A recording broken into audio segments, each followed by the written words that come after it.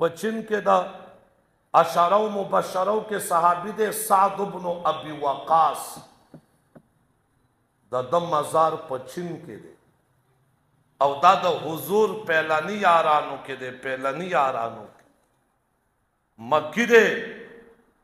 قبر چین کے دے دا مکی دا خاور پیدا حضرت سعد پچین کے مزار دے دا رب دین ارسو سعد سوک دے اول من رما فی الاسلام سعد چاچے پا اسلام کے دا ٹولو نا پہلا دا اسلام دا پارا دا غش گزار کرے دے اگا سعد بن ابی وقاص دے اگا صحابی او تاسو لپتشتا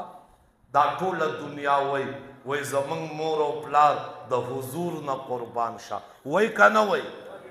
من ٹول وایو زمان مور پلار دا حضور نا قربان شا حضرت سعد اگا صحابی دے چدتا حضور وے ارم یا سعدو فیدا کا ابی و امی سعدا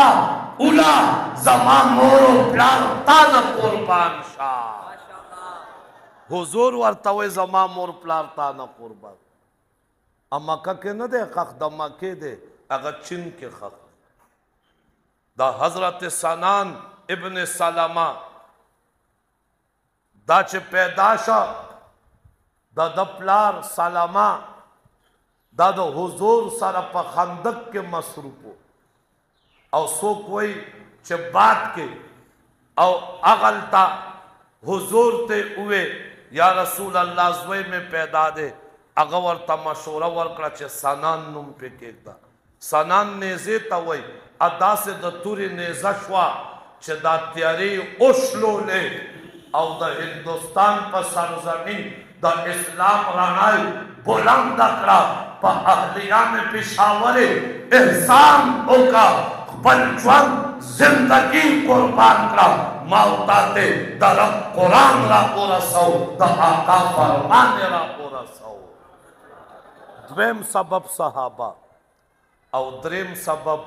دا علماء دا طلباء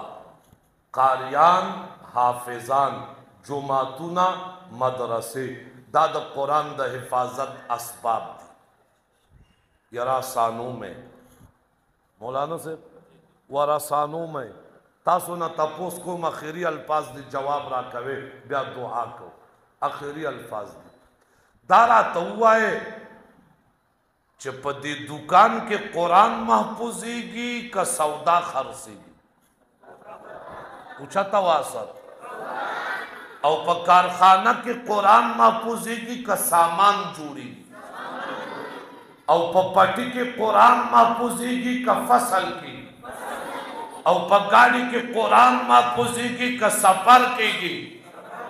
پوچھا تواسط او پا جمعات و مدرسہ کے جمعات و مدرسہ کے سپا شو دا غطا سوگے دا غلامان دا غطا سوگے وعدہ دا حفاظت چاہ کرے نا اس دے زمانہ کے حفاظت شرط کی کہ جمعات مدرسہ دائی سبب دے جمعات مدرسے با آبادو انشاءاللہ پوچھا تواسر دا دے علماء ملگرتیا با کھو انشاءاللہ زا دے معصومانو تا دا دے مور پلار تا استازانو تا اہلیان علاقے تا دے طول خلقو تا دا قرآن دا ختمون مبارک بادویم و آخر دعوانا ان الحمدللہ